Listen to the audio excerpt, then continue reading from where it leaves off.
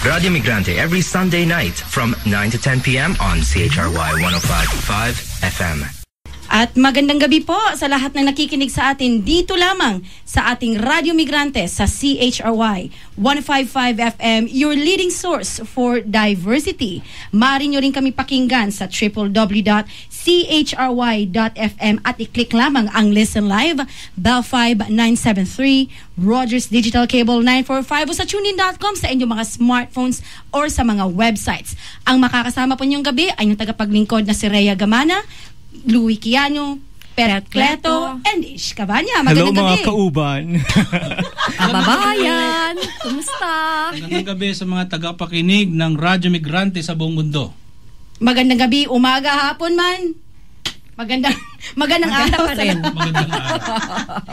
So ngayon sa Radyo Migrante ay pag-uusapan natin ang kalagayan ng mga migrante sa labas ng bansa, particularly yung mga kababayan natin nasa Hong Kong at saka sa Macau, at anong tingin nila sa mga iba't ibang sitwasyon na nangyayari ngayon sa loob at sa labas ng Pilipinas. Makakasama po natin ay si Norman Carnay. Siya po ay nagmumula sa bagong alyansang Pakabayan kung saan katatatag lang nung isang buwan lamang na nakaraan, at ito po ay Bayan H Hong Kong at saka sa Macau, at siya rin po ang program officer ng Mission for Migrant Workers. So, siya po pala ang vice chairperson ng Bayan H. Mamaya makakausap natin siya sa mga different issues na nangyayari sa Pilipinas.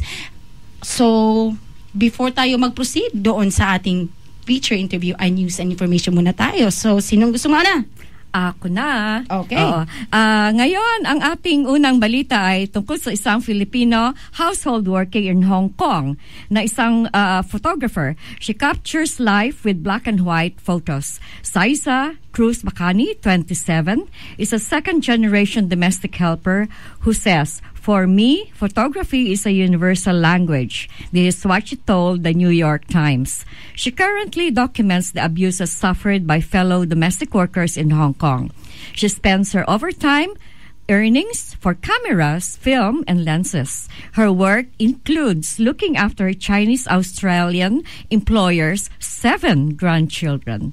Referring to her way of portraying Filipinas in a different light, Bacani said, "I can relate to their stories. Our job description is the same. It just happens that I'm a little luckier than them." At ang susunod nating balita ay tungkol na naman sa pinaaresto na naman ng mga buntis, itong gobyernong ito. Court orders hospital detention for arrested pregnant activists. The Infanta Regional Trial Court Branch 65 on July 1 approved the motion for urgent hospitalization of Maria Miradel Torres, a pregnant activist currently detained at Camp Bagong Diwa in Taguig City. In compliance with the order of the court, Torres was transferred to the Taguig Pateros District Hospital July 3. According to Marie Hilaw Enriquez, chairperson of Karapatan, and quote, "While we welcome the court's decision, we demand Torres' immediate release for humanitarian reason. Torres, who is 4 months pregnant, is weak from profuse bleeding and is experiencing threatened abortion. It doesn't help that she was transferred from one jail to another and moved back and forth from jail to the hospital for checkup. We say it again, we do not want another Andrea Rosal here," unquote. Karapatan said the arrest warrant was dated June 20, the same day of the arrest, and was presented to Torres on June 21. Torres is charged with murder and accused as a member of the New People's Army. Due to her condition, she was brought to the Camp Nakar Station Hospital, but on June 25, Torres was transferred to the Camp Bagong Diwa female dorm, where she shared a cell with 3 other detainees, one of whom reportedly has tuberculosis. And for our next news, activists mark Sham Phil-American Friendship Day with call for Aquino's ouster. From Manila, various progressive groups marched towards the U.S. Embassy in Manila this Friday, July 4th, on the occasion of Filipino-American Friendship Day, which they considered as a sham. According to League of Filipino Students, or LFS, national spokesperson Charlotte Velasco, in quotes, "Years of the United States domination of our economy, influence in politics and culture, and military intervention have proved that friendship isn't the same word to describe the US-PH relationship. Slavery is much more precise," unquote. In hindsight, the holiday is used to be called Philippine Independence Day from 1946 to 1961, and now it is a so-called Phil-Am Friendship Day. Now, the idea of marking July 4th as a special holiday is, in quotes, a myth-making ritual, according to the Congress of Teachers and Educators for Nationalism and Democracy, or CONTEND UP, targeting the minds of Filipinos. In a statement, the teachers and educators pointed to the sheer lie of calling as a friend a state who has committed grievous atrocities and economic plunder on the Filipino people. All those are your news for tonight, July 6, 2014. And that is a good segue to our discussion tonight, because we will have again Mr. Norman Carnay of Bayan, Hong Kong and Macau to discuss the various people's issues. Makakausap po natin sa via phone, Pats. Magandang umaga, Norman. Ito po si Louie mula po sa FMWN, Filipino Migrants Workers Movement, na nakabase sa Ontario.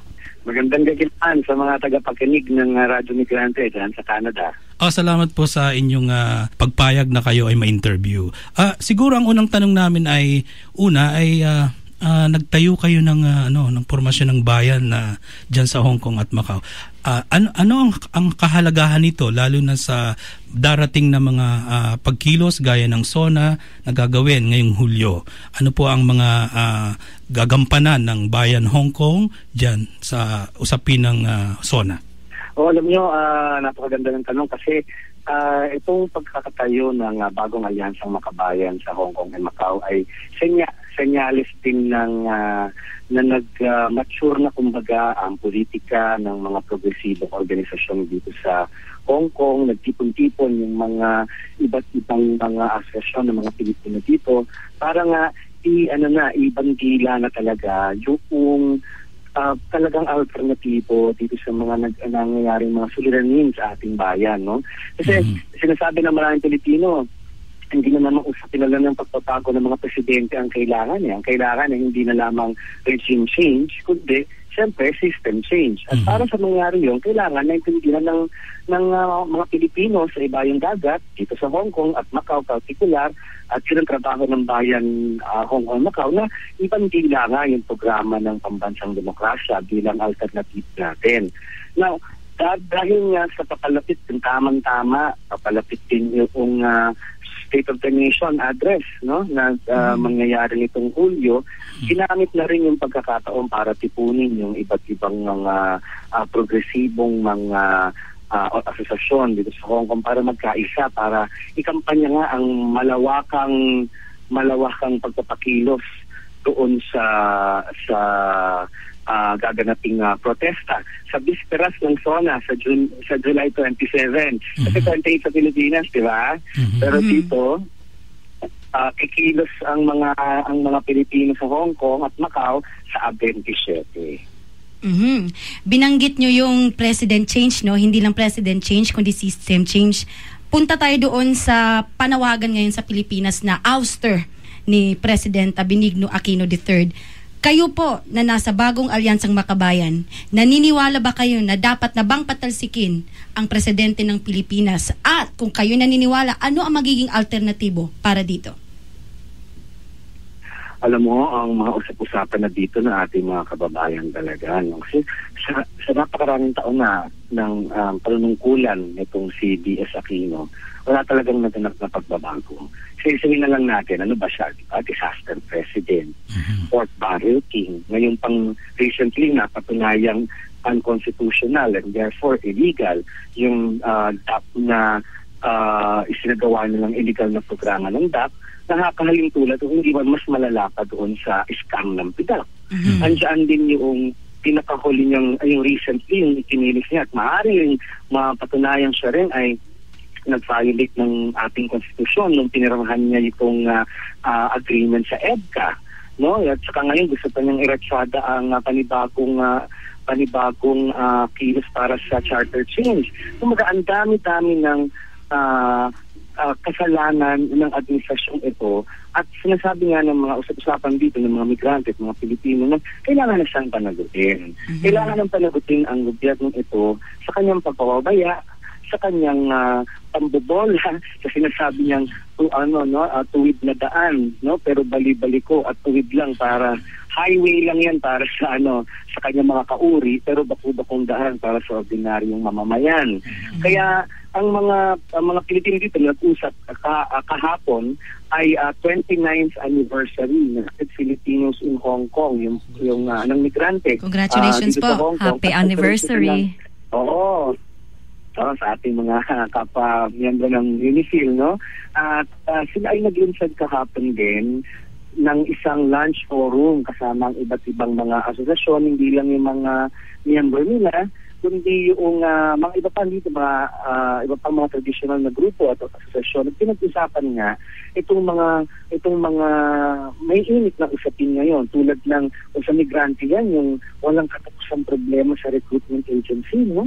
Yung sinasabing wala na dapat ng mga placement fee, pero patuloy yung illegal na koleksyon at tinatamaan yung ang 6,000 araw-araw na lumalabas sa Pilipinas. Anong klaseng kaunlaran yan na meron kang 6,000 kababayan mo lumalabas dahil walang kabuhayan at walang trabaho at nakabubuhay na sahod sa ating bansa. So nag-usap-usap yung mga Pilipino doon, ano ba dapat ang kailangan ng gawin? So may mga nasasabi, alam mo, dahil doon sa nangyaring deklarasyon ng Korte Suprema na illegal at unconstitutional conduct, abay dapat siyang i-impeach at yan nga ang isa sa mga isinasagawa ng mga ng koalisyon ng makabayan sa Kongreso.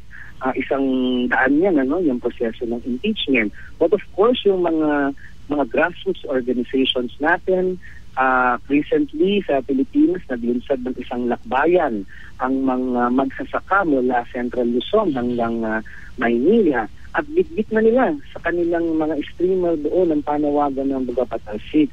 So, ang range ng mga demands ng mamamayan ay nagmumula doon sa pagsuporta sa complaint para sa impeachment dahil dito sa mga ginawang kablastugan ng itong si B.S. Aquino hanggang doon sa panawagan ng Bugapatalsik. Ang bagong alyansang makabayan ay siyempre sinusuportahan ang lahat ng mga inisyatibang ito sa iba't ibang larangan ng pakikibaka sa loob o labas man ng Kongreso at lalong-lalo na siyempre sa lansangan. Ang kailangan natin ay tuloy-tuloy na tipunin, mulatin yung ating mga kababayan para magkuntahan, magdiskusyon tayo. Ano ba talaga ang ating kailangan? Hindi na sasapat na magpabola tayo dito sa sinasabing tuwid na daan. Hindi tayo ang boss ni B.S. Aquino. Kaya dapat nang siya ay kung hindi man ma-impeach, kung hindi man siya magpersang mag-resign, ay dapat na siyang patalsikin ng taong bayan. Thank you, Norman, dun sa sagot mo. Happy 29th anniversary uli sa UNIFIL Migrante Hong Kong. Si Tita Pet ito ng papasok natin sa kanila. Si Tita Pet ito ng Gabriela, Ontario. At dahil nga dun sa nabanggit mo tungkol dun sa illegal recruitment, mahalagang tanong 'yon para sa mga LCP workers dito at saka kahit sa Hong Kong, yung paano magkakampanya against illegal recruiters mula doon sa Pilipinas papuntang Hong Kong at saka mula Hong Kong papuntang Canada, kasi malaking source ng problema ng mga kababaihan. So tama po kayo. Yeah. So, yun yung unang tanong ko kasi nakikita ko na yung inyong kampanya example ng pakikibaka ng mga migranteng Pilipino kahit na malayo sila sa Pilipinas at mahalaga talaga yung ating mga panawagan bilang migranteng Pilipino, lalo na nga dyan tungkol sa illegal recruitment.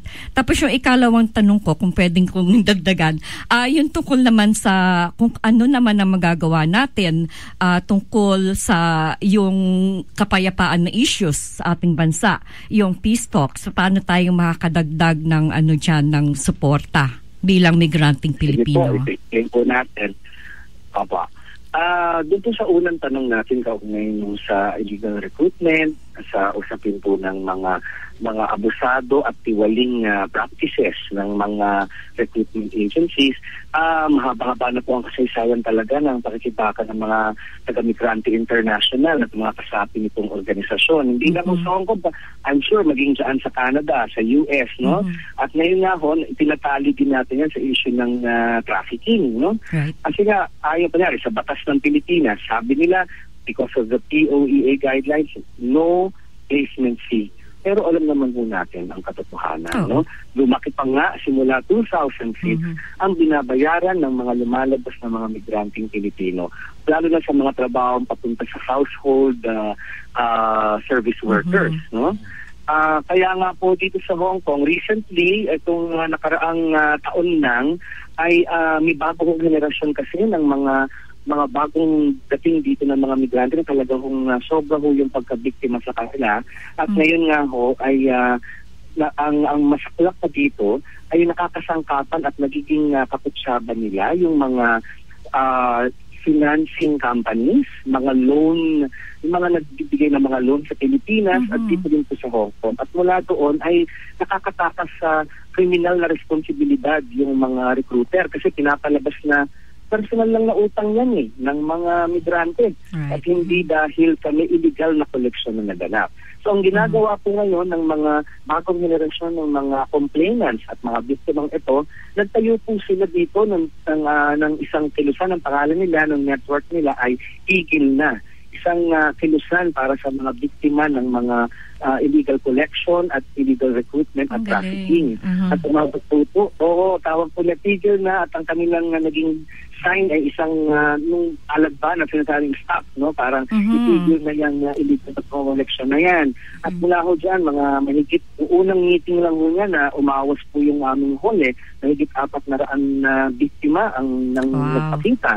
At mula po doon ay naorganisa natin sila at sila po ang nanguna doon sa pagdedemand sa mga public forums sa Philippine Consulate dito. At naitulak natin ang konsulado at ang Philippine Labor Office, Overseas Labor dito na asikasuhin yung mga complaints dyan sa mga recruitment agency. At yun nga lang po, abot po ng libo-libo yung mga naisampang kaso sa Labor Office. At kaso nga talagang usad pagong po ang problema sa pag-asikaso nila sa kaso. Ganun din, kumilos na rin sila at nung nakaraang State of the Nation last year, sila po ang nasa bukana ng pagkilos dito, yung mga biktima po ng illegal recruitment na ito. At ngayon, inaasahan din namin this year, sila rin ay isa sa mga malaking contingent na bubuo noong pagkilos para po sa ating SONA na rally ngayong July 27. Napakita po nito na yung mga migranteng Pilipino dito sa Hong Kong, nakaramihan nga po yung mga kababaihan, no? At yung mga kababaihan natin dito ay tinitindig at nagtataguyod ng kanilang interes bilang mga migrante, ay handa pong ipagtanggol at lumaban para sa kanilang kapakanan. At yun din po kung ibuktong ko dun sa ikalawa ng tanong, yun din po yung kasi kumbaga pinaka-esensya ng usapin dito ng ano ba ang pinagtatanggol ng mga Pilipino pag pinag-uusapan ay kapayapaan. Hindi naman po yan ang kawalan lang ng digmaan Hindi ang pinagtatanggol at pinaglalaban ng mga Pilipino pag sinasabi niyang kapayapaan ay ang hustisya, ay ang magandang kabuhayan at kinabukasan para sa kanilang mga anak. Yan po ay hindi lang absence of war, kung hindi po yung social justice. Kaya nga po, may connection sa buhay ng mga migrante sa labas ng bansa, yung kampanya para ho sa sinasabing pagpapanumbalik ng mga usapang pangkapayapaan kahit itinigil na ng gobyerno ni D.S. Aquino, yung halos practically ay tinutol na yung peace negotiations with the NDFP. Kaya nga ang sinasabi namin dito, ang mga migrante kasama po ang iba pa nating mga kasolidarity dito, mga sa Hong Kong campaign for the advancement of human rights and peace in the Philippines. Meron din po tayong mga kaibigan dito na nakapag-exposure po sa Pilipinas, mula po sa mga taong simbahan, mga estudyante, nakabisita sa Hacienda Luisita, nakita po yung kalagayan natin at naantig ang kanilang puso at nakikiisa sa atin ngayon. At ngayon po ay kasama natin sila sa panawagan para sa kapayapaan na nakabatay sa hustisya. Madali naman po maintindihan yun ng ordinaryong Pilipino di ba? Wala ka namang kapayapaan, kahit nga yung sinasabing peace of mind. Kung ano kung magkakaroon ng peace of mind kung hindi mo lang sa mapupunin ng pangkain ng iyong anak sa susunod na araw. Diba? Kaya hindi po usapin lang ng karahasan at digmaan. Yung pong araw-araw na paghihirap, poverty, and yung malnutrition, yung deprivation ng basic social services, yung privatization po ng mga ospital natin, lahat po yan ay nakapagit sa usapin ng kapayapaan. Hindi mariresolba ang matagal ng digmaang sibil na nagaganap sa ating bayan hanggat hindi nare-resolba yung mga fundamental na problema ng kahirapan at pagsasamantala sa ating bayan. Kaya mga migrante sa Hong Kong, klaro po sa amin na kailangan makiisa tayo sa pagpapadagundong ng panawagan, ibalik at i-resume yung negosyasyon ng kapayapaan. Hindi po digmaan din ang sagot sa digmaang sibil na ito, kundi usapang pangkapayapaan na nakabatay sa panlipunang hustisya. Ako naman po si Ish ng Anak Bayan dito sa Toronto. Ang tanong ko po ay, paano nakikibaka o sinasagka ng mga migranteng manggagawa dyan sa Hong Kong kahit na malayo sila sa Pilipinas, partikular dun sa potential nung zero remittance day na ginawa na nung mga nakaraang taon, paano ito iaayon dun sa lumalaking binabayaran ng mga migranteng manggagawa at irerehistro ang kanilang mga hinaing at reklamo dito sa kasalukuyang gobyerno ng Pilipinas sa ilalim ni B.S. Aquino, at paano yun dadagundong dun sa issue sa SONA? Okay, alam mo, marami na tayong na-discover mga pamamaraan ng pagpapalahok ng mga kababayan natin sa iba't ibang mga forma ng pagkilos na angkop sa kanilang readiness o kahandaan. No? Siyempre, mula sa pagpapapirma yan, yung mga nakapusong-kusip dito yan, yung signature and petition signing. Kasi para sa ibang hindi pa masyadong handa sa mga pagkilos sa pagpapangsa, pagkaganon, ay napakasimpleng pamamaraan ng pagtipon ng suporta ng mga migrante. So mula yan sa petition signing hanggang sa pagsusuot ng mga ribbon na wear red, wear black, bilang pagpapakita ng suporta, pagpapadalo sa mga seminar, symposium at forum, yung mga palitang tambayan. Alam niyo ba dito may ginagawa ang mga ibang asosasyon dahil sa pag-Sunday kasi dito concentrated ang mga Pilipino sa kalye, no? So yung mga organisasyon dito na nag-ilunsad sila, alam mo balita, kasi nga bihira makakuha ng balita sa Pilipinas, no? Naghihintay tayo ng mga libindyaryo o kaya siguro sa internet. Ang ginagawa ng mga Pilipino dito, naglulunsad sila ng parang radyo pero publiko, gano'n, no? Iba-ibang pamamaraan ng pagmumulat ng mga kababayan natin. At syempre, kasama din dyan, yung mga iba't ibang tawag natin ay mga militanteng pagkilos tulad ng mga rally natin, yung ating may mga minsan mga sit-in, mga dine-in, mga iba't ibang creative, mapanlikhang mga pagpapakita ng pagkakaisa. Yung binanggit mo kanina na yung Zero Remittance Day, tama yan, makailang beses nang ginamit ito ng Migrante International upang ipakita yung sa pamamagitan kahit man lang ng symbolic, yung lakas ng kapangyarihan supposedly na meron ang sektor ng migrante.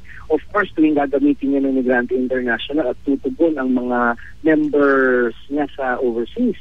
Naku, imagine niyo ang Malacanang laging may response. Sabi niya, ay, ano yan, hindi yan makaka-apekto. O kaya sabi niya, naku, pag natuloy yan, that is tantamount to economic sabotage. No?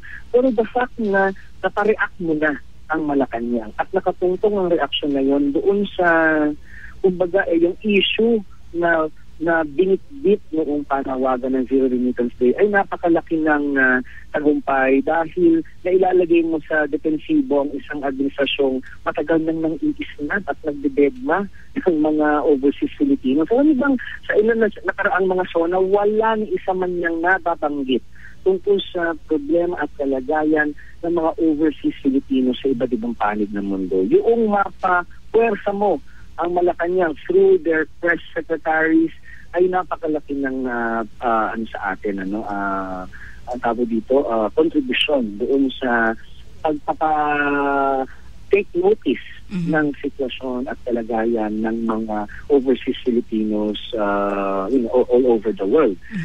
So yan yung mga iba't ibang mga pwede nating magawa. Pero alam nyo, isang i-discover namin, pinapalakas namin dito sa Hong Kong na pamamaraan ng direktang kontribusyon sa pakikibaka sa Pilipinas ay ang pagtitiyak ng pagmumulat at pag-oorganisa sa aming mga pamilya na nandoon sa Pilipinas. Isa ito na nadidevelop namin ito, nasimulan namin ito ng overseas absentee voting, tapos na-realize namin pwede rin pala siyang mag-sustain, magtuloy-tuloy, na iba rin kasi yung tayo ay makatulong sa pagmumulat ng ating pamilya sa Pilipinas at yung ating pamilya ay ma-involve at ma-organisa din sa mga sa kilusang pambansa demokratiko sa Pilipinas. At yan ay tingin ko magiging isa sa malaking i-develop yung unlad, next stage siguro ng development ng migrant and overseas Filipino movement, yung direct hand natin sa organizing and mobilization of our families in the Philippines. Kuya Norman, isang napaka katutuwa yung mga pag-oorganisa natin dyan sa Hong Kong. May tanong lang ako tungkol sa bilang ikaw na Vice Chairperson ng Bayan, ano sa tingin nyo ang tugon po ninyo sa pagbabalik ng basing militar dahil sa kasunduan sa EDCA? Tingin ko kung tiningin nyo kaya ay lalong titindi rin yung mga extrajudicial killings dahil sa pagbalik ng militarisasyon sa ating bayan. Alam nyo, talagang napabalita na yan, na ni-railroad yung agreement na yan ng EDCA.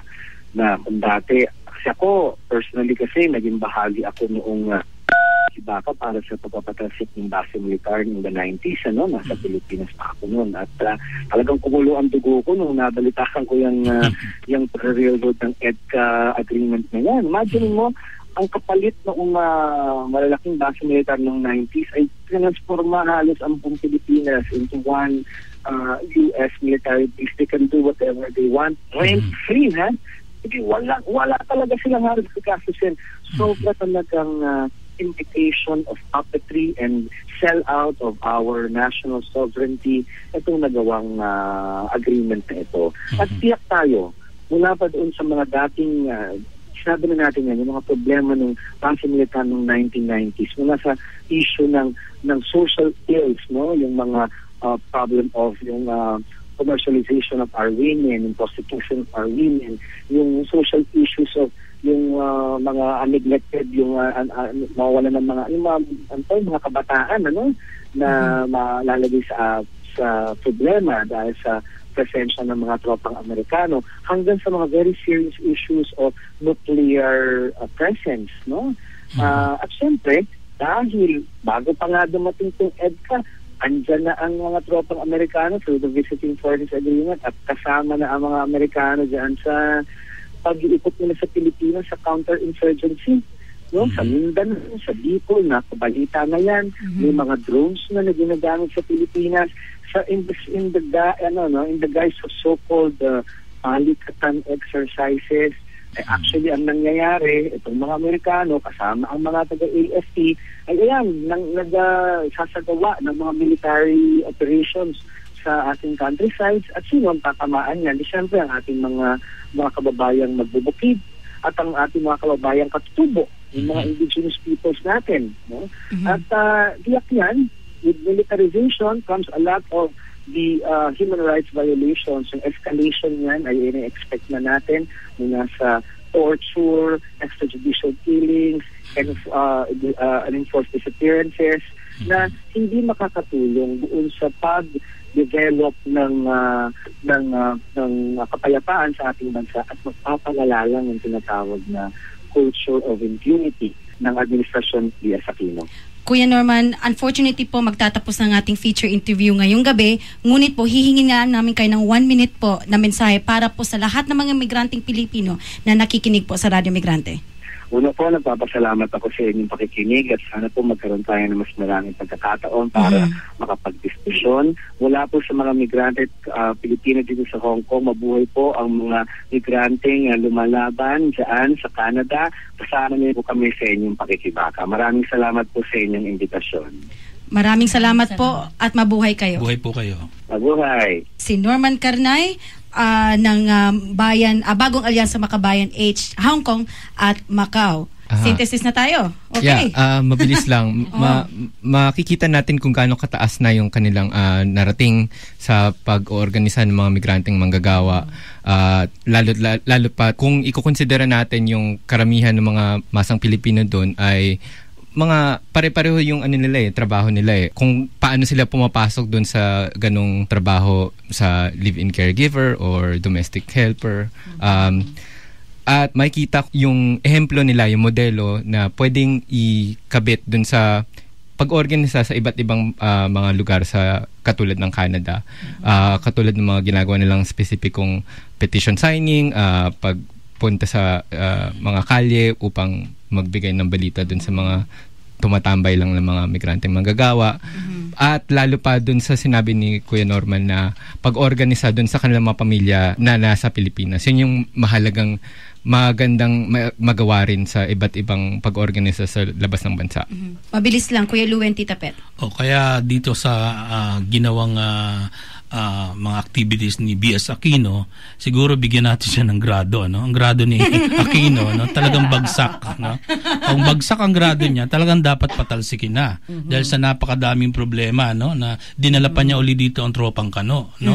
Tapos kung ano-ano pa ang mga usapin na hindi naman niya nilulutas, kundi lalo pa niyang pinalalala at ito pang kanyang pagkakasangkot sa pork barrel, hindi ba? Kaya bagsak ang grado. Yeah, oo.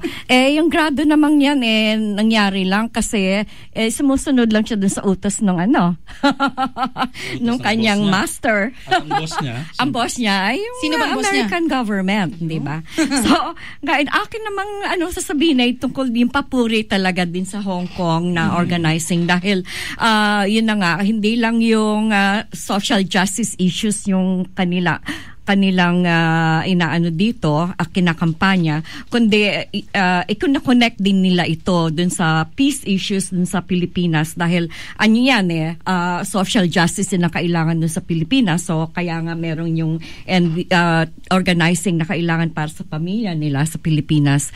Tapos napaka broad yung range at saka integrated yon lahat-lahat na yon.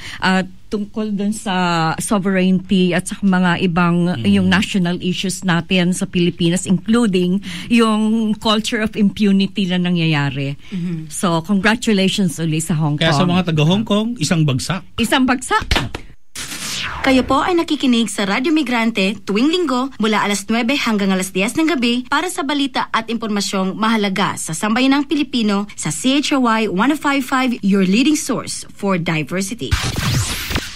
Up next po, ang ating pulso na migrante. At ito po ay tinanong natin ang mga kababayan ukol sa mga pagbabago sa Temporary Foreign Workers Program dito sa Canada.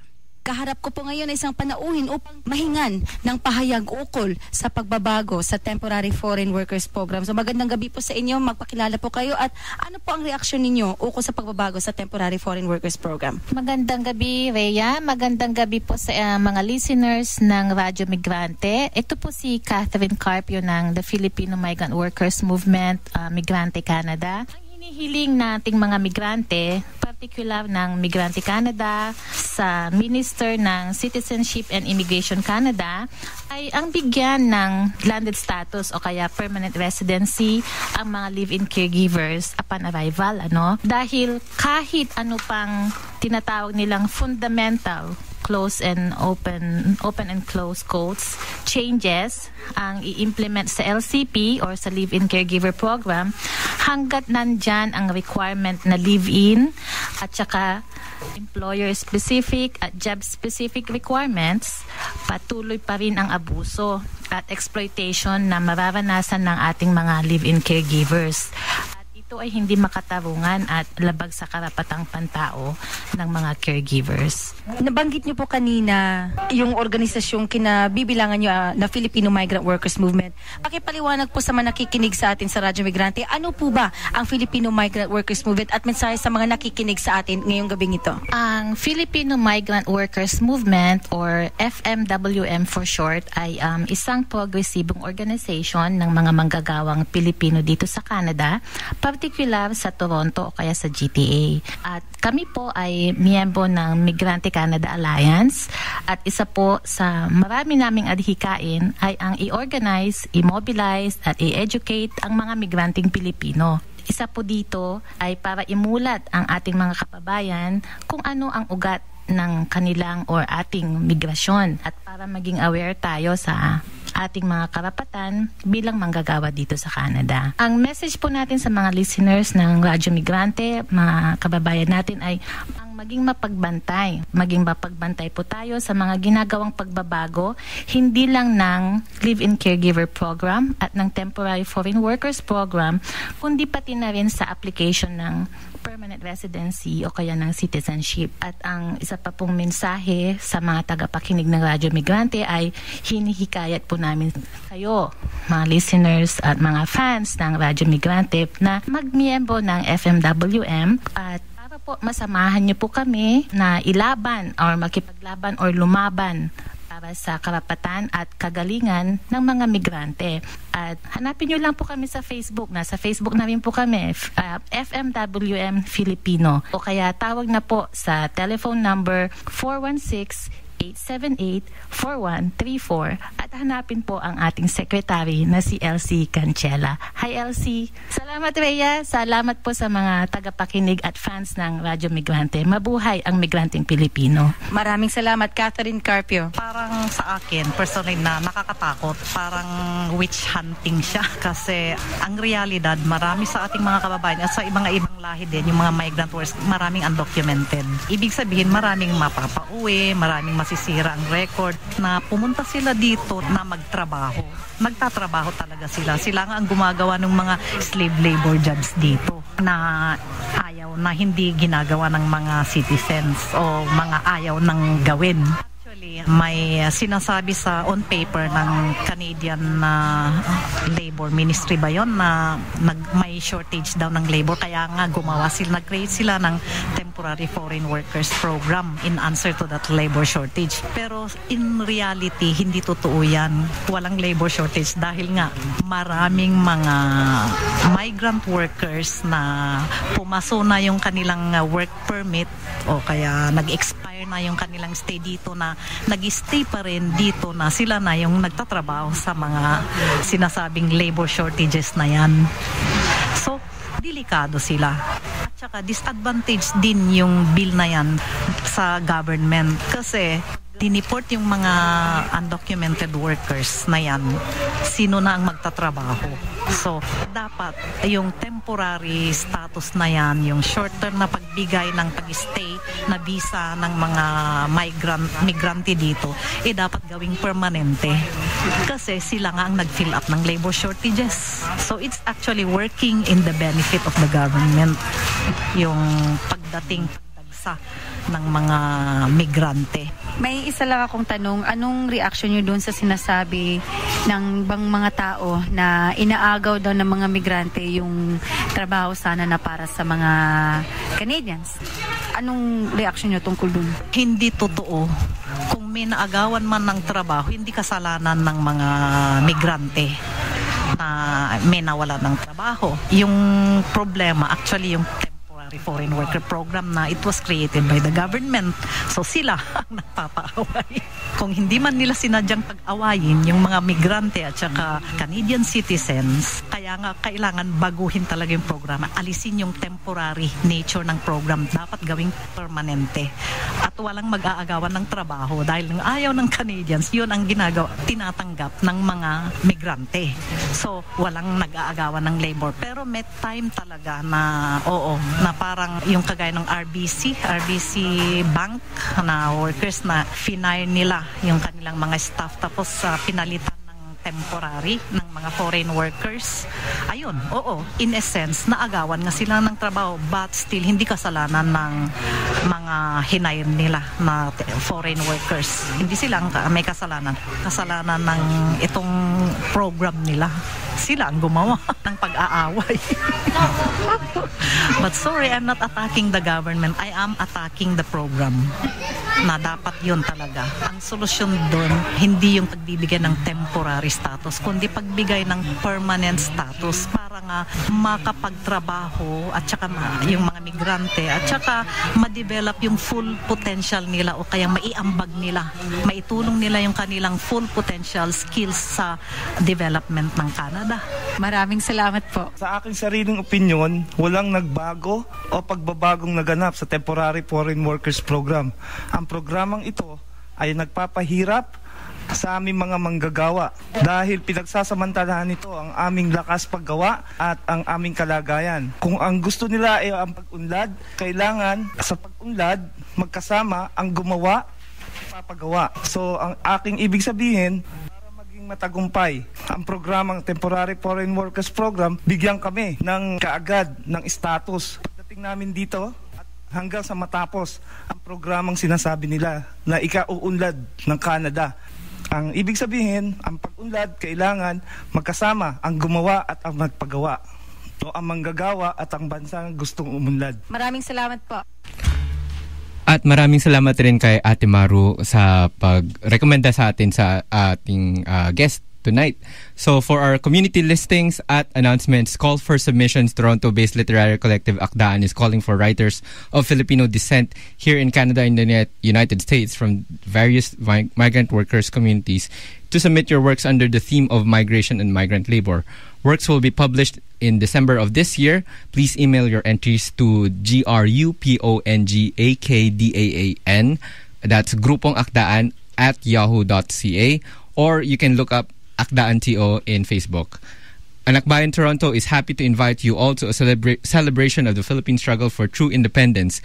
Come and join an afternoon of activities, performances, art, games, and education. Diwa ng Kasarinlan 2014 is a celebration of Filipino cultural heritage, hand in hand with a history of struggle.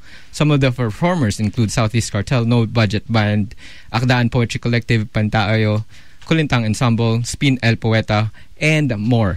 That's on July 19th, Saturday, at Ryerson University Student Campus Center, 55 Gold Street, from 1 o'clock to 4 in the afternoon. For more info, feel free to contact anakbayan.toronto@gmail.com and look for Sarah, or you can go to dnk2014.eventbrite.com. And want to involve yourself in an amazing radio broadcasting for the Filipino migrant community? Join the crew. Radio Migrante Collective is calling out anyone who is interested to volunteer for our weekly program. Available positions include board operator, reporter, correspondent, researcher, social media archivist. Last year, 2013, was a banner year for us, and this year we are accorded with honorable mention for third language programming from the National Community and Campus Radio Awards from British Columbia. So you don't want to miss this. This award is for you, for our listeners, and for our fans, according to our Pulso na Migrante earlier. So you may want to you must actually send us a letter of intent to be part of the collective. Email us at radmig105.5fm@gmail.com. Doon po nagtatapos ang ating programa dito lamang sa CHRY 105.5 FM. At maraming salamat, Ish, Tita Pet, Kuya Louie, sa lahat po na nakikinig sa atin. Linggo-linggo po sa Radyo Migrante. Ito po ang ating progresibong news hub dito sa CHRY 105.5 FM. May pahabol kayo, Tita Pet? Magandang gabi po sa inyong lahat. At mabuhay po ang mga nakikinig sa Radyo Migrante. Maraming salamat po at sa susunod po na linggo magkakarinigan po tayo.